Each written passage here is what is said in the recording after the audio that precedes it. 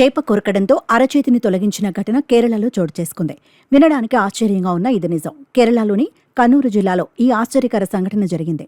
తలసెరికి చెందిన రైతు రాజేష్ గత నెల తన పొలంలోని చెరువును శుభ్రం చేసేందుకు అందులోకి దిగాడు. చెరువును శుభ్రం చేసే క్రమంలో కడు రకం అనే చేప చేతిని కొరకడంతో కుడి చేతి వేలికి గాయమైంది. వెంటనే ఆసుపత్రికి వెళ్లిన అతడు గాయానికి వైద్యం చేయించుకున్నాడు.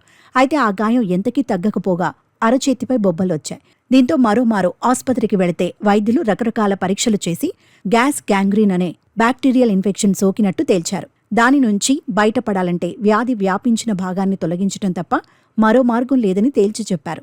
దీంతో తప్పనిసరి పరిస్థితిలో అరచేతి వేళ్లను తొలగించారు. కానీ ఇన్ఫెక్షన్ తగ్గకపోవడంతో ఆ తర్వాత అరచేతిని పూర్తిగా తొలగించారు. ఇసుక, బురద నీటిలో కనిపించే క్లోస్ట్రోడియం పెర్సింజెన్స్ అనే బ్యాక్టీరియా వల్ల ఈ ఇన్ఫెక్షన్ వస్తుందని వైద్యులు తెలిపారు. ఈ బ్యాక్టీరియా కనుక మెదడుకు వ్యాపిస్తే ప్రాణాలకే ప్రమాదమని, అందుకే ముందు జాగ్రత్త చర్యగా అరచేతిని పూర్తిగా తొలగించినట్టు వివరించారు. కాగా కేరళలో ఈ వ్యాధి ఇద్దరికి సోకగా అందులో రాజేష్ ఒకరు కావడం గమనార్హం.